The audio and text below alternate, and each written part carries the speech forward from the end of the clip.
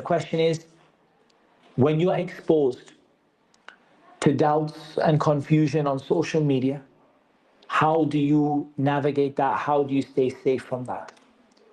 So I'm going to give you 3 things, inshallah ta'ala. Number 1, try your very, very best not to expose yourself to the content and the channels and the people who are putting doubts about Islam.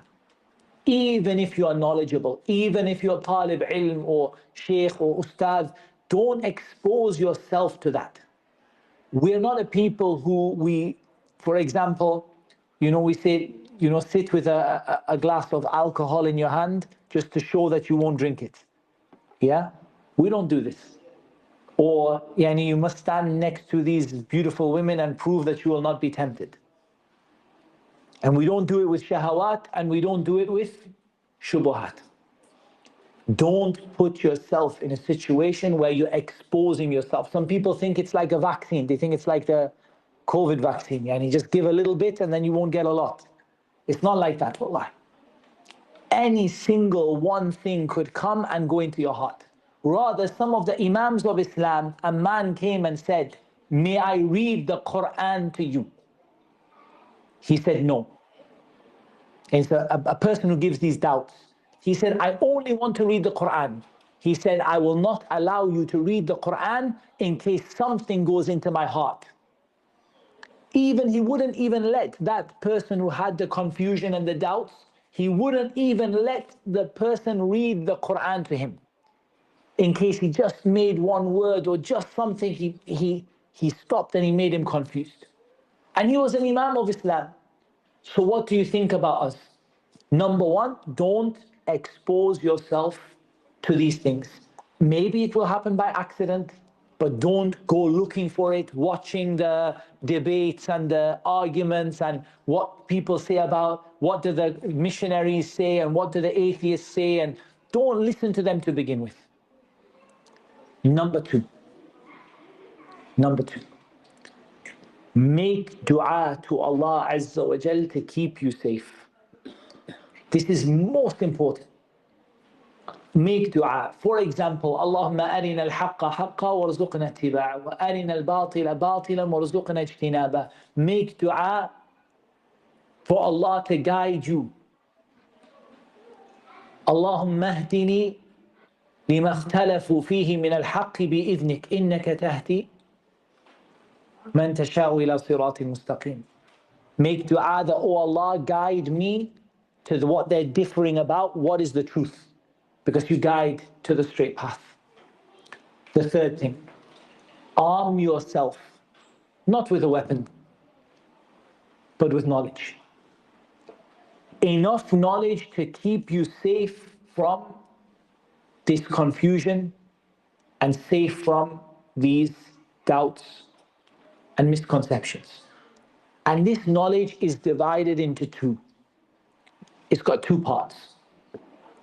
Jawabun am or mujmal, and jawabun khas or mufassal.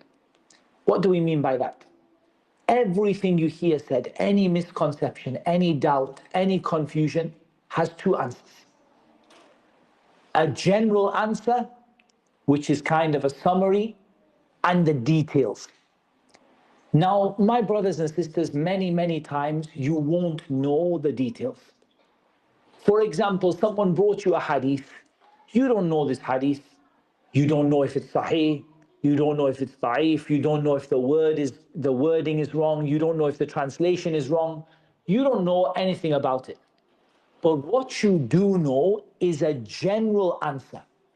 Let's just say that someone brought a hadith which seems to say that Islam is unjust to women.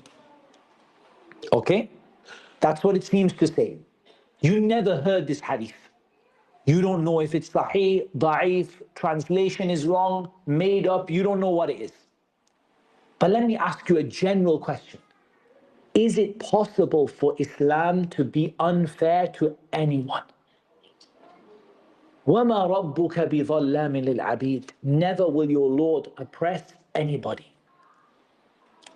Is it possible for Islam to contradict, for there to be something good on one side and then the opposite on the next day? It's not possible, right? Islam cannot contradict. The Quran doesn't contradict. So what about Allah said, وَعَاشِرُهُنَّ بِالْمَعْرُوفِ, live together with them in the best way.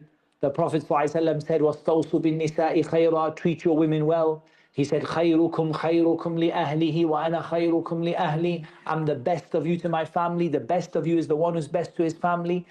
We know this. Is it possible there could be another hadith saying mistreat your wife? Could it be? It could not be, right? I don't know what this hadith is. I've got no idea, but I know 3, 4, 5 hadith which tell you to be good to your wife, kind to your wife, to be gentle, to be respectful. I know this. I don't know what the hadith you brought. I've got no idea. Maybe you made it up. Maybe it's da'if. Maybe the translation is wrong. But I know you have to be wrong. This is enough to save you from the shubha in the first time. What do I mean the first time? I mean it's enough to give you a temporary protection. It doesn't give you the full answer, but it gives you a temporary minute just to say, okay, it has to be wrong. That's okay. Now I'm going to go and find out exactly why it's wrong. Now I'm going to go and find out why. So I'm going to look at, is it authentic? Is it not? Is it translated wrong? Is there a different meaning? I'm going to go into all of that. But that's going to take me time. In the beginning, all I need to know is there's no contradiction in Islam.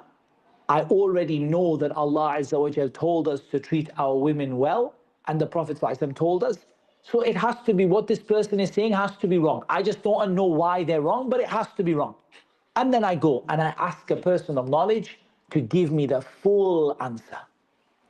And I get all the details of what it is and what they said and is it right and everything. And then I can go back and I can answer it in detail. Every shubha is like that. Everything, anytime someone puts a doubt about Islam, in your mind, always the same system you can use. Any doubt somebody puts into your head about Islam, go with the basic things you know. There's no way there can be a contradiction. Islam is not unfair. Islam is perfect. So you must be wrong, but I just don't understand what it is you're talking about. I'll get the detailed answer later. This is a beautiful way of dealing with doubt and confusion. And even if someone brings you something in that second which you have no answer for, they bring you something really strange and you have no answer for it, you know enough about your religion to be able to survive until you can get the proper answer, insha'Allah ta'ala. And Allah Azza wa Jal knows best.